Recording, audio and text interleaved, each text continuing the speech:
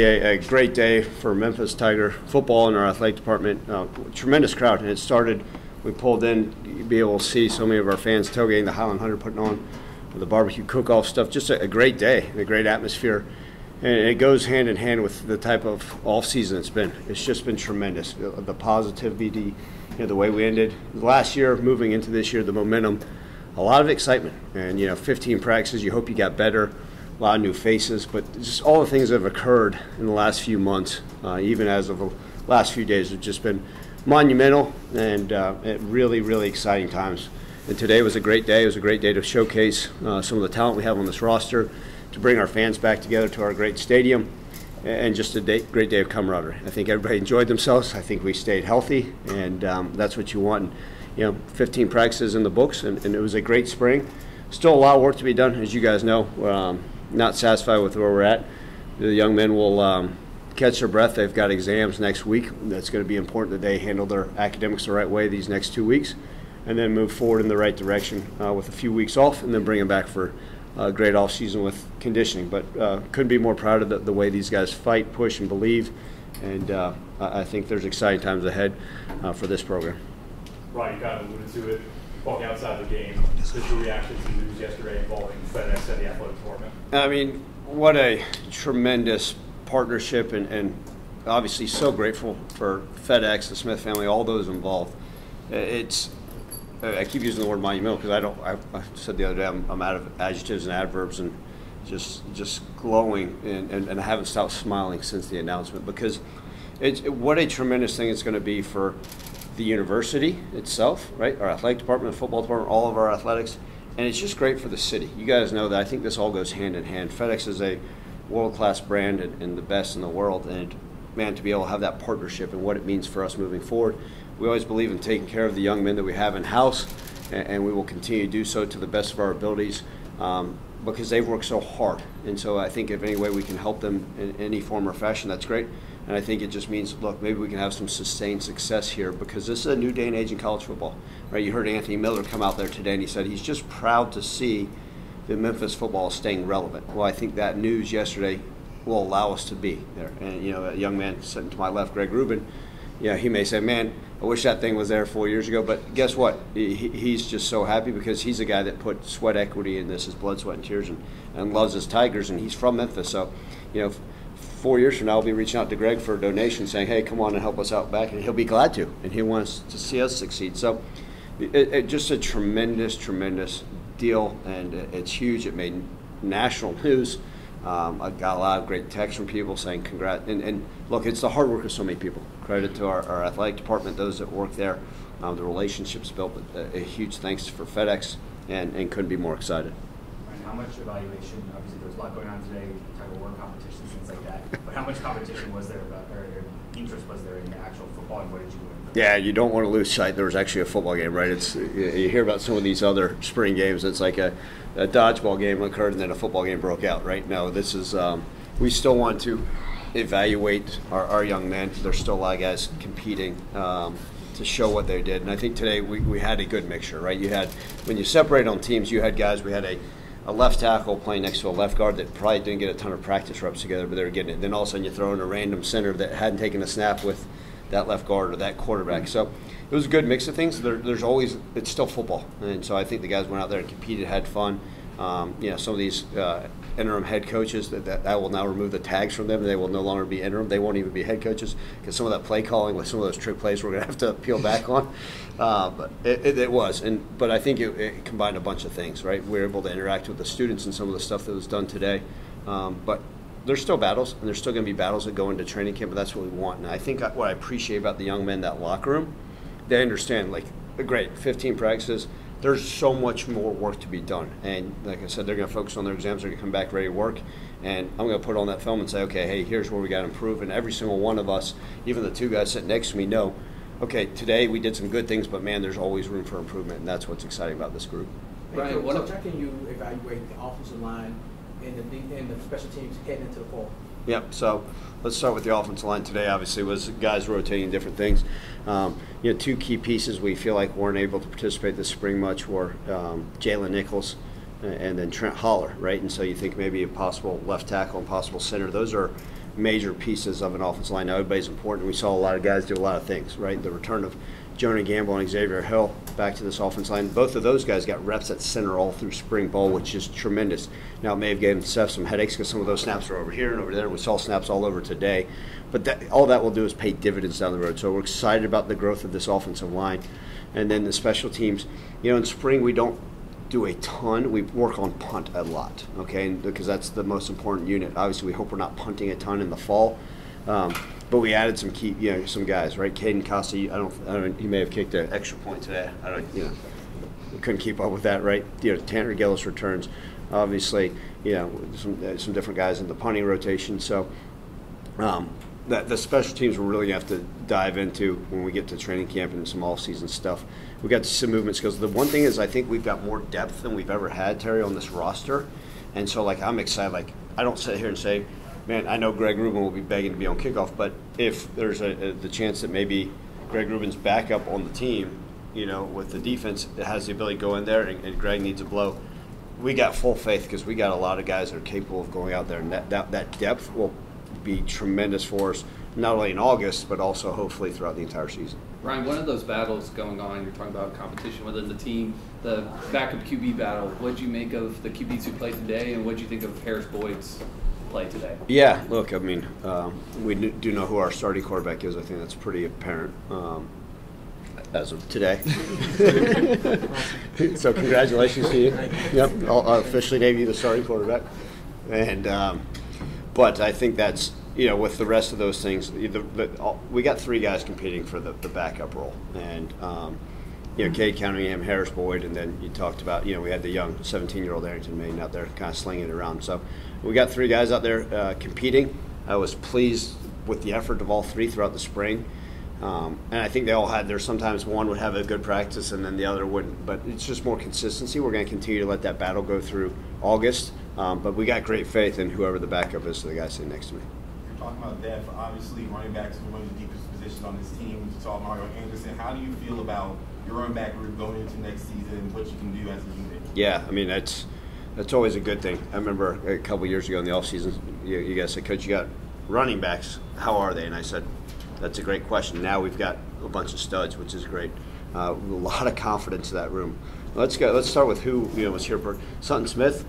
Man, tremendous running back, right? Certainly dynamic. We know what Sutton's capable of, and he is a dynamic playmaker, right? Brandon Thomas, you guys forgot Brandon Thomas. I don't think anybody forgot, but I still remember that game where he ran for over 100 yards versus Mississippi State 3 years ago, right? And so Brandon Thomas continues to be a weapon for us. He's had a healthy offseason, and excited what he's able to do, right? Then Mario Anderson, a young man that obviously brought in some high accolades as the leading rusher at South Carolina. I think you guys, fans, got to see a glimpse of him today, which is fun and exciting. And it's good to have those guys, right? And then Makari Batterford, another true freshman. I think he's got prom tonight. I think he's scrambling to head back to Atlanta to be late for prom. But, it's great. It's a great room of depth and a lot of talent in there. And I think that's a tremendous asset for us on offense. Right. You mentioned the trick plays. Any of those we should expect to see in the fall, or were those that didn't work in your I thought they. I'll be very blunt. I thought they were awful, and let's just keep with the rest of North Alabama. Let's keep them guessing, right? Troy and Florida State. Let them know that all three of those probably be the plays we run in those first three games. So they need to really practice on those this offseason. There's a lot of excitement and anticipation, expectations going into this season. Coming out of the spring, do you feel comfortable with this group in terms of how they'll be able to handle all that going into the season? Well, I always say this, and we've talked about this in the past. No one's going to put higher expectations on us than ourselves, right? We have the highest standards of hopefully any program in the country. The expectations, man, we know what it takes, and it's going to take work, and we're not close to where we need to be. Mark, I'm glad that spring was ended on a high note today and a lot of positive mindsets, but man, go take care of their bodies, get refreshed, and we got to come out working and swinging. The high expectations and the noise from the outside, that's great. That's credit to all the players that have worked really hard. But we haven't proven anything. We haven't done a darn thing until we go out there and one game at a time approach. And no different than when there was noise in years past. We talked about having the blinders on. We're going to put the blinders on. One day at a time, one game at a time, and figure this thing out. I appreciate that people think highly of us and what we're maybe accomplished, but man, we are so far away from where we need to be. And the one thing is, I know these players are going to say, okay, here's the standards, here's the expectations, and we're going to work so darn hard to meet those day in and day out. And then we're going to look up when the season's over, the regular season's over, and hopefully we're where we need to be. But we can't do anything about it other than show up and work day in and day out. Ryan, if you could pass the mic to Seth real quick. Thank you. Did a pretty good job acting that FedEx commercial. Just your thoughts on the deal and what it means for the program. I know you probably won't see most of the fruits of it, but just your thoughts on it overall. Yeah, I mean, it's huge just for the university as a whole. Hopefully it can elevate us to, even more opportunities that are out there, but it's just huge for our athletics and every single program we have at Memphis, women's sports, men's basketball, football, obviously.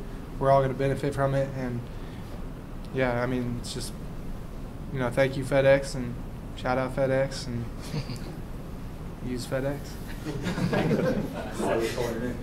Seth, well, first of all, congrats on being a starting quarterback. Thank you.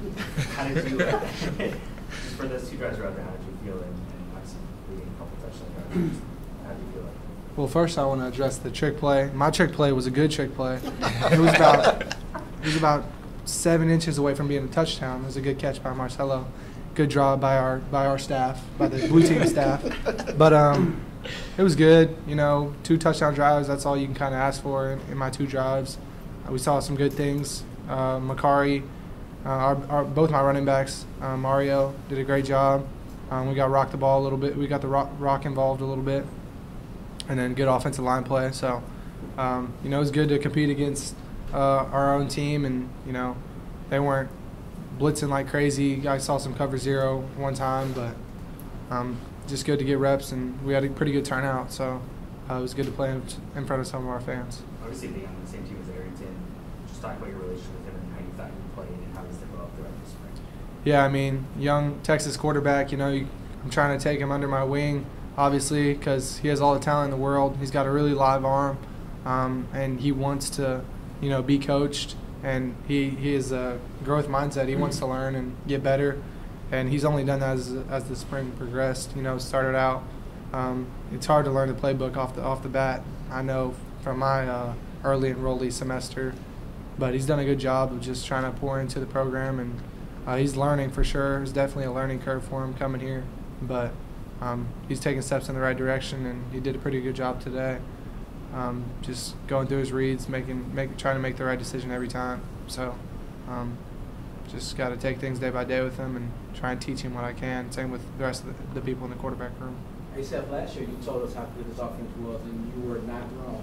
What's going to take for this offense to even go to a higher level to get more where you want to be at the end of the year? Yeah, just execution and whatever the coaches dial up. Last year was a great combination of the talent and the coaching, and we have the talent and the coaching again. So it just comes down to making the plays when they need to be made. I look back at our losses last year, and 2 plays go differently. You could win the game or be in the game, stuff like that. So just focusing, because those plays determine if you're a championship contender or if you're 6-6. So just taking things day by day, like I said, week by week, trying to win the game at hand, and just be an explosive offense again. And we'll look up and hopefully be successful again. Right, full spring in the books under this new scheme with Jordan. Just where do you feel like you guys are getting used to everything? I know you ran some of that stuff in the bowl game, but the comfort level and the confidence going into training camp is where? Very confident. I feel like as a whole defense, we was able to showcase just being able to play fast and being violent and not thinking too much. And I feel like Coach Hankins, made the install, pretty simple and straightforward so we can play fast and be violent. Obviously today, a couple of interceptions, a lot of big hits. Obviously, defense, DB room, you try to turn him things a little bit just because it's spring game. How do you feel about the competitors that you saw today and competitors that you've seen throughout the spring game? It was great because, like Coach said before, we had so much depth, and just knowing that regardless of who step in, they're gonna make the play. We all able to make the play and know our job and assignment. So I feel like it was great from both sides, blue and gray team, from the back end. Seth, both from the spring and then also a little bit from that first draft. What did you learn about Mario that you didn't know, before he got here, and also about just how you can use him or utilize him out of the backfield, especially compared to how Blake was used? Yeah, I mean, he's definitely grown a lot since he got here. He kind of stepped in and he was a vocal leader off the jump in winter conditioning and winter training. So that was a good thing to have, a voice in our locker room. And then, he's just continued to get better in the spring, gotten better at catching the ball at the backfield, which is kind of how we use Blake Watson a lot, just because we like to throw the ball, and that utilizing the back out of the backfield is a major component to our offense. So he's had great strides, and he had a great game today, a great finish this spring, and we expect big things from him in the fall. Ryan, so we can pass the mic back to you. I wanted to ask about Erickson real quick. Seth said live arm, and we saw some of the off-platform, outside the pocket stuff. I know he's young, he has a lot to learn, but what kind of potential do you see in him down the road? Yeah, I mean, amazing. I always look at this. He's the only 17-year-old on our roster, and I was here when Seth came to us as a young 17-year-old Texas quarterback. And Aaron, the biggest thing with Arrington is it's his want to and willingness to learn, and I think Seth used the correct term in saying growth mindset and growth approach to everything he does. He's tremendously talented. We've seen some really, really good things, but we've also seen some young quarterback things. And, man, it's been great for him. He's got a whole now platform of things to go back and look at. He'll be studying every single one of his practices, his individual reps. I know he's hungry to learn, and, he's got a great mentor and with the rest of those quarterbacks, and obviously no one better to learn under than Seth and Coach Cramsey and the rest of that group. And so, look, he's a young man, and he's going to continue to get better. Knock on wood, hopefully we don't have to see him much this season. But he's got a very, very high ceiling, and excited about the future with him. Aside from football today, y'all had some competitions against the students stuff. I thought that was fun. But what happened with the tug of war? Any of y'all can answer. It was 3v10. It was 3 versus 10. Like, Them boys stood they no didn't have a chance. So add one more, they would have won? We got to get our guys back in the weight room. Let's just call it what it is. Hey, Greg, each year is different from the next year, but you guys made some good strides on defense last year. What can you take from what you did last year and bring it to this year to be even more successful this year? I feel like it's simple, just understanding your assignment and really not thinking too much and trying to do the next man's job. Just go and do your job and make the play that's supposed to come to you. Pretty simple.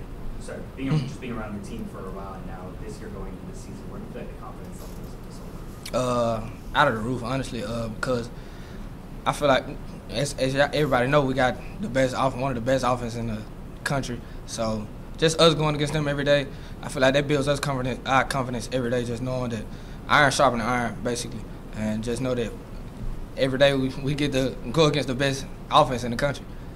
Hey, Ryan, you lost a big vocal leader last year. Von Allen, he wanted to keep the guys together, both offense and defense. Who are you looking to get you to that level? Because some people lead in different ways, but that vocal leader get you through some tough times. Who are you looking to be with that vocal leader on the field? Yeah, Terry, you're exactly right. Jalen Allen was guys lead in different ways. The guys sitting next to me both lead in different ways than Jalen Allen did. And Jalen Allen, he wore his passion on his sleeve, which is great. And I sat down with a group of our guys a couple weeks ago. We're going to sit down again next week, kind of a leadership group. And I mentioned, right, everybody leads in different ways, and that's okay. And we don't need 12 different guys leading one way, because then it's going to get us nowhere. And leadership's got to show up not only in 72-degree meeting rooms, but what's it going to look like August 15th? If adversity hits us November 6th, what's that going to be? And we're trying to figure that out. And I want each one of those guys, I challenged them, because I said, what makes you a leader? Just because you stood up in a meeting room and you think, or because you're a good player, that doesn't mean a darn thing. And so we're going to learn as leaders and as young men what makes us leaders and how we are. And each one of them may have a role. And I told one of them, okay, hey, maybe you're not a vocal guy, but maybe you're the most empathetic teammate, and maybe somebody your teammates can call at 1 a.m. to talk to, right? Maybe you are the guy that is going to be, hey, bring other guys with you when you show up at 7 a.m. for treatment, then take them to church with you, right? Maybe that's the way you lead. Maybe it's another guy that's really, really vocal, right? That may not be the best player, but man, he's going to be waving that towel on third down, right, and be the best special teamer. So we're all trying to figure that out, and myself included. I think that's all part of getting better year in, year out, and with leadership, we'll see where that goes. But I've got great confidence in the young men that we have that they're each going to step up in their own right, and it'll be great moving forward. Ryan, sorry, go ahead. Last year. Okay, Ryan, the draft's coming up this week. I just wanted to know, I'm sure you got the blinders on, but Blake is picking up a lot of steam. It's kind of a late round sleeper. If you will, just kind of what would be your elevator pitch to teams that are thinking about taking him later on? Yeah, look, he is 1,000% a draftable guy. I have reached out to almost everybody I know in the NFL on Blake Watson's behalf. You know, it's a shame. He should have been in the combine. I think it's because his weight was a little down at the East-West game, and that was the reason most of these scouts said, hey, he didn't get the invite. He should have been 200 pounds. He had an amazing pro day. He tested out the roof. He's an NFL running back.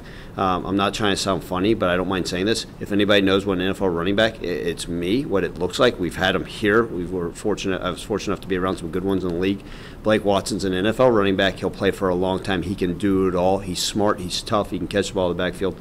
Draft Blake Watson. Go Tigers. Sir. When you think about the NIL money now and the contract extension, maybe going back to the Smith money for the stadium, does all that make you think that the bar needs to be set higher, or how much higher, if at all? And I don't know if you're superstitious or not, but do you knock on wood that the good fortune keeps on coming? Because that's a lot of money falling from the sky. Yeah, look, let me start with this. One, I'm very, very humbled just to be the head football coach here, regardless of all the things that have occurred. And I said that after the bowl game. I don't lose sight of the opportunities that were given to me that I've worked my tail off, but it's been credit to so many other people, right? It always starts with the players. I wouldn't be in the seat if it weren't to the guys sitting next to me. I mean, I give first and foremost those credit and those coaches before me. But all that being said, man, we're so grateful for all these things that are occurring. It's just been a tremendous offseason, from the way the last season ended to be able to keep young men that want to come back and continue to play here at a high level, that had opportunities to leave elsewhere, that say, hey, we're going to be committed, we're going to be all in, to the stadium renovations that aren't a pipe dream anymore, which were when I first got here. Right, we talked about those things, to the enhancements in our facilities, to this NIL, to my contract, to everything. It's just it's been phenomenal, and credit to so many other people. I'm just humbled and honored every day that I get to be a part of this, and hopefully a part of this for a long time, because there's a lot of momentum, and the bar should be set as high as it can be. That's great. I want our players to have confidence. Now, we're going to put our egos in check, and we're going to work. And like I told you guys at the beginning, we have not accomplished anything. And that's great. I want the high expectations, and I want us to have championship aspirations. But the only thing we know is to go work and find a way to get there. And it's going to be a one-day-at-a-time approach, and we're grateful for all the things that have come our way. Couldn't be happier. But, man, okay, hey, spring practice is done. These knuckleheads know I'll be back in the office probably tonight or tomorrow, figuring out a way to make sure we have a great offseason.